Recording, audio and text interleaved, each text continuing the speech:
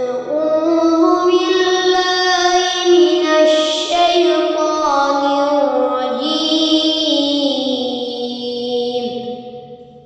بسم الله الرحمن الرحيم. Assalamualaikum warahmatullahi wabarakatuh. Sahabat Habaderen, kembali dalam video ini kita akan membahas tentang harta haram hasil kezaliman. Definisi zalim. Zulum berarti dari bahasa Arab yang berarti menempatkan sesuatu bukan pada tempatnya. Dalam bahasa Indonesia bisa diterjemahkan dengan berbuat zalim. Menurut istilah, zalim berarti mengerjakan larangan serta meninggalkan perintah Allah. Maka setiap perbuatan yang melampaui ketentuan syariat adalah perbuatan zalim yang diharamkan, baik dengan cara menambah atau mengurangi. Lawan kata zulum adalah adl. Adl adalah bahasa Indonesia berarti berbuat adil. Zalim dalam muamalat. Semua syariat samawi mengharamkan kezaliman serta mewajibkan keadilan. Allah telah mengutus para rasul serta membekali mereka dengan kitab-kitab agar mereka menegakkan keadilan terhadap hak-hak Allah dan hak-hak manusia.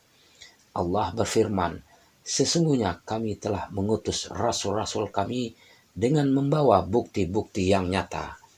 Dan telah kami turunkan bersama mereka Alkitab dan neraca atau keadilan, supaya mereka dapat melaksanakan keadilan. Al-Hadid 25. Untuk lebih menegaskan bahwa kezaliman diharamkan, maka Allah mengharamkan kezaliman atas dirinya.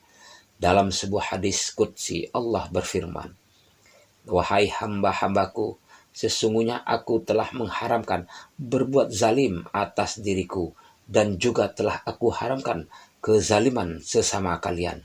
Maka janganlah kalian saling berbuat zalim. Diriwayatkan oleh Muslim. Oleh karena itu, haram hukumnya seorang menzalimi orang lain, sekalipun orang yang dizalimi adalah non-muslim. Allah berfirman, dan janganlah sekali-kali kebencianmu terhadap suatu kaum mendorong kamu untuk berlaku tidak adil. Berlaku adillah karena adil itu lebih dekat kepada takwa. Al-Maidah ayat 8. Diriwayatkan bahwa seorang menagih hutangnya kepada Nabi Shallallahu Alaihi Wasallam berupa seekor unta yang pernah dipinjam Nabi Shallallahu Alaihi Wasallam. Ia menagih dengan cara yang sangat kasar sehingga sahabat Nabi Shallallahu Alaihi Wasallam ingin memukulnya. Melihat gelagat para sahabatnya, Nabi bersabda, biarkan dia, sesungguhnya pemilik hak memiliki alasan untuk berbuat demikian. Lalu Nabi Shallallahu Alaihi Wasallam memerintahkan sebagian sahabat membeli unta untuk membayar utang beliau. Setelah berusaha mencari unta yang sama umurnya dengan unta yang dipinjam, namun tidak mendapatkannya, mereka melaporkannya kepada Nabi Shallallahu Alaihi Wasallam bahwa yang ada hanyalah unta yang lebih besar, yang lebih bagus umurnya dari yang dipinjam. Lalu Nabi Shallallahu Alaihi Wasallam bersabda, belilah unta yang lebih bagus itu dan bayarkanlah. Sesungguhnya orang yang paling baik adalah orang yang membayar utang dengan yang lebih baik. Bukhari dan Muslim. Hadis di atas memberikan pelajaran bahwa betapa Islam menjunjung tinggi keadilan.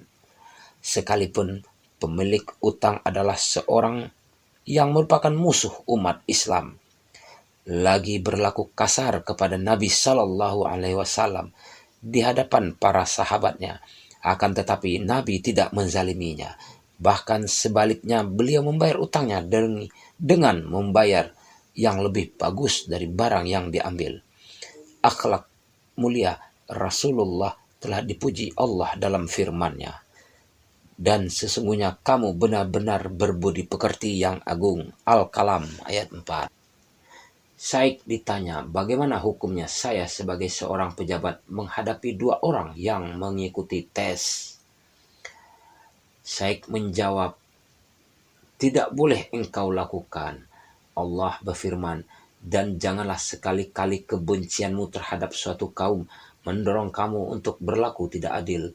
Berlaku adillah, karena adil itu lebih dekat dengan takwa. Al-Maidah ayat 8. Melihat keadilan yang terpancar dalam fatwa Syekh tersebut, seorang yang semula benci terhadap kaum meninggalkan ajarannya dan berpindah murni mengikuti Al-Quran dan hadis.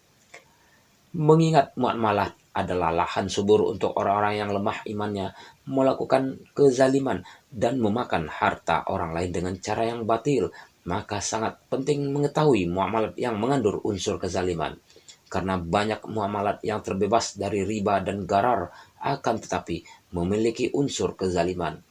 Muamalat ini tetap diharamkan dan harta yang dihasilkan merupakan harta haram.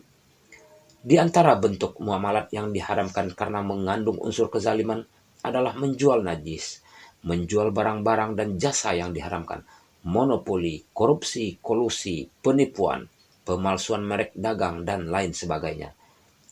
Dalam pemaparan muamalat yang mengandung unsur kezaliman akan kami bagi kepada kezaliman terhadap hak Allah, kezaliman terhadap hak orang tertentu, dan kezaliman terhadap hak orang banyak. Kezaliman terhadap hak Allah.